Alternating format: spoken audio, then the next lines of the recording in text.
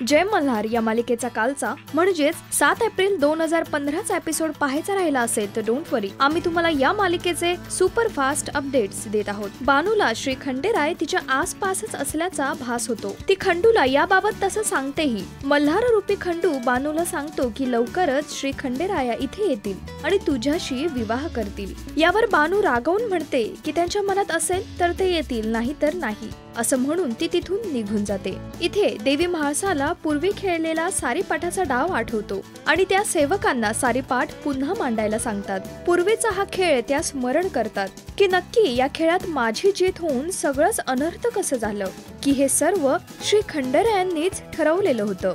इथे बानू तिच्या वडिलांना सांगते की देव अजूनही आलेले नाही, त्यांनी मला एकदाही दर्शन दिलेले नाही, आता मी त्यांच्याशी लग्न करणार नाही।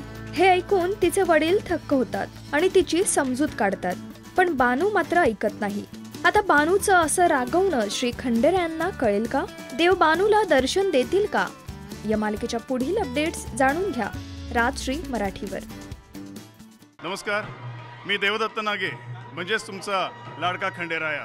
Please subscribe to Rajshri Marathi.